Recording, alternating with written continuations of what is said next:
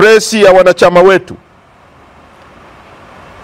tuna watu wanazungumza ambao ni viongozi, wamekuwa viongozi waandamizi wa muda mrefu ndani ya chama chetu. Wanajua utaratibu wa communication ndani ya chama chetu. Wanajua wapi pa kusema nini wakati gani. Tunawasisitiza wafanye hivyo. Asante sana.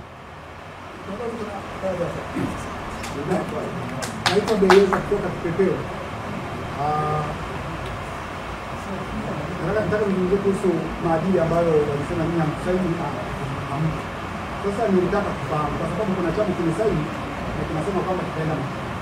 Sasa nini ambao hamjasaini, labda kama vile ambavyo walisaini, labda kuna kitu gani ambacho mimi nasema hata kama wamesaini lakini hakiko sawa?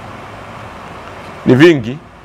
Sisi tunataka reforms za kisheria, reforms za kikatiba na reforms za maadili yenyewe. Nimetoa mfano kwamba maadili anasema mtu asiingie na simu kwenye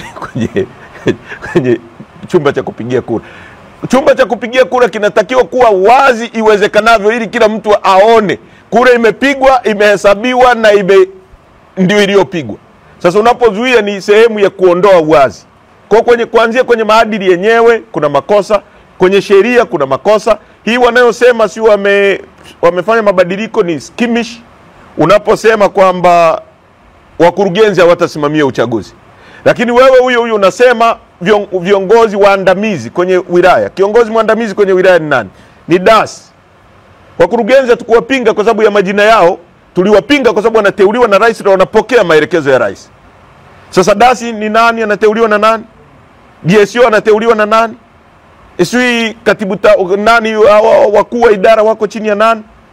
Walimu wenyewe, utumishi wetu hauko independent. Ndio maana hata walimu sina nini na watumishi wote wa serikali wanaogopa kudai hata madai yao. Sisi tunataka tusemee, tufanyie hivi kwa sababu katiba yetu ibara ya 35 extension ya mkono wa rais inaenda mpaka kwa mwalimu wa shule ya msingi au mtendaji. Kuna sehemu nchi nyingi tu rais hana mamlaka ya kuondoa mwalimu kwenye nani, kwa sababu mifumo inayomsimamia mwalimu ni different. Lakini Tanzania ni extension ya mkono wa rais mpaka kwa mtendaji wa mwisho. Ndio mamlaka yake ya mwisho ya sheria. Hii ni nchi ya kikoloni na mfumo wa kikoloni.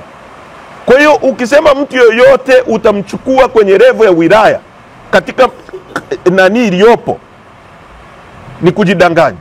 Hii tume wanaosema tume huru, bwana mzee wa kipepeo, ikiwa inaitwa tume ya uchaguzi, mwenyekiti wake alikuwa anaitwa nani? Jaji Mwambegere, huyu aliyepo. Sasa hivi imebadilishwa jina, inaitwa tume huru ya uchaguzi. Mwenyekiti ni nani? Jaji Mwambegere.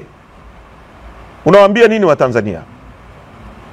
Ikiwa inaitwa tume ya uchaguzi, mkurugenzi wa tume bwana Kairima. Leo inaitwa tume huru ya uchaguzi, mkurugenzi wa tume bwana Kairima. Kwa ukichukua soda ya Fanta ukiiweka kwenye chupa ya Coke inageuka inakuwa Coca. Ndivyo ilivyo dunia ya Tanzania hii. Ni ujinga kabisa. Omar Ramadhani Mapuri, katibu mwenezi wa CCM. Katibu mwenezi wa CCM, mwanachama wa CCM, waziri, ni kamishna wa tume.